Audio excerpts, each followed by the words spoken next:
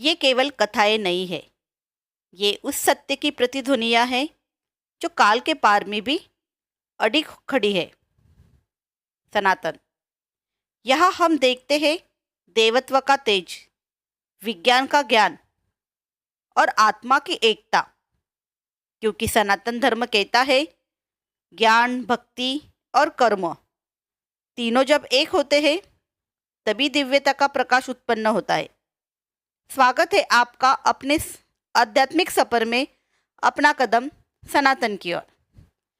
कभी सोचा है हम हर साल तुलसी विवाह क्यों मनाते हैं? विवाह तो एक बार ही होता है, फिर तुलसी माता का विवाह हर साल क्यों होता है?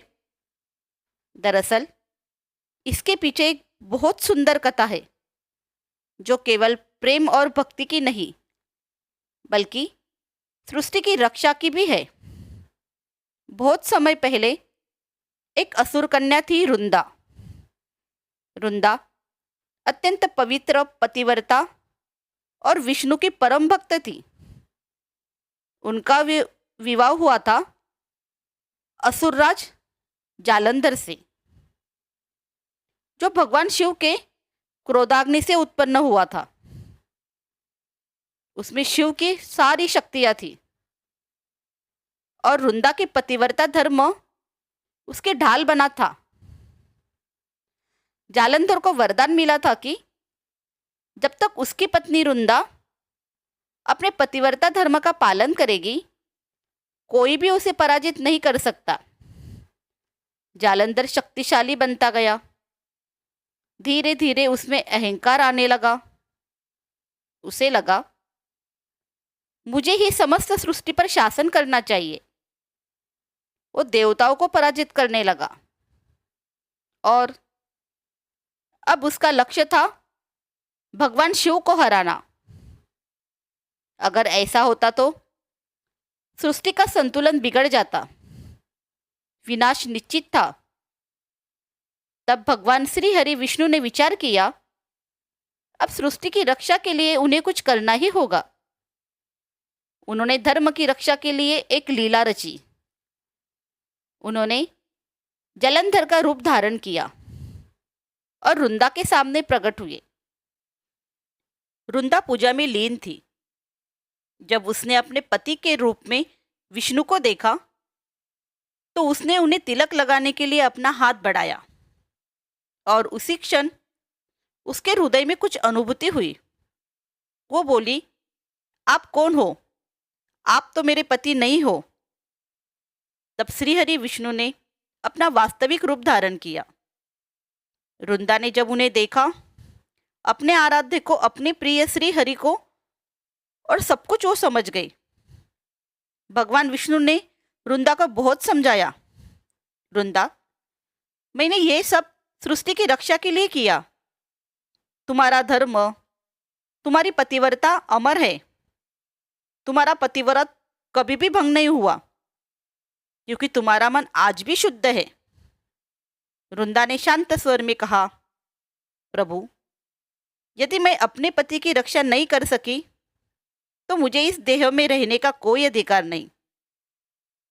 और उसने अग्नि में अपना शरीर समर्पित कर दिया।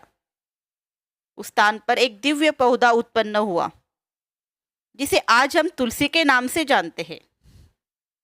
तब श्री हरि विष्णु ने कहा, रुंदा, तू लक्ष्मी स्वरूपा है।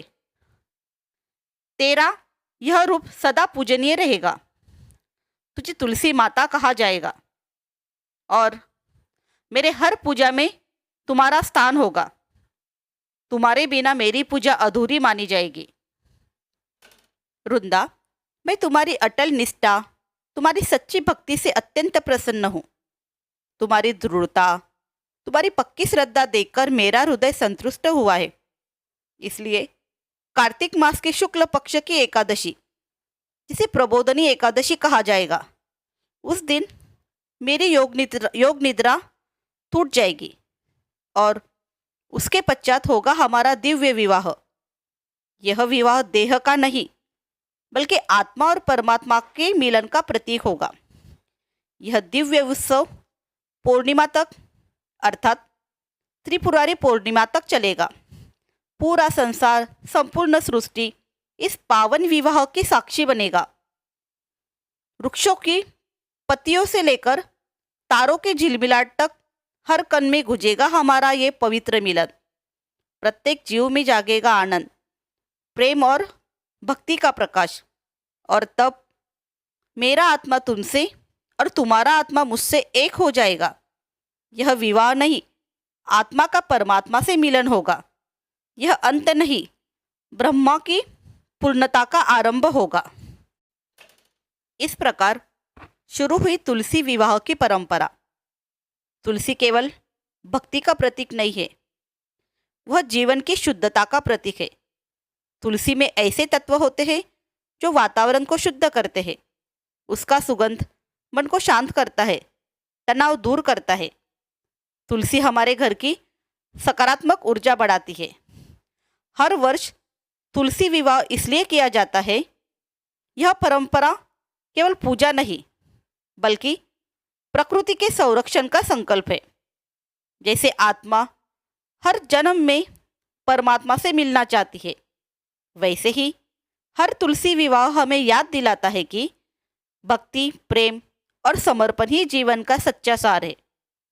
वृंदा की कथा हमें सिखाती है, भक्ति केवल आराधना नहीं होती, वो होती है विश्वास की शक्ति। जब हम सच्चे दिल से प्रेम करते हैं तो वह प्रेम सृष्टि को भी बदल देता है। तुलसी विवाह केवल एक उत्सव नहीं, वो है आत्मा का परमात्मा से मिलन, भक्ति का विवाह सत्य के साथ। क्योंकि सनातन धर्म कहता है, ज्ञान, भक्ति और कर्म तीनों जब एक होते हैं तभी दिव्यता का प्रकाश उत्पन्न होता है। और यही हमारा पथ है, अपना कदम सनातन की ओर। धन्यवाद।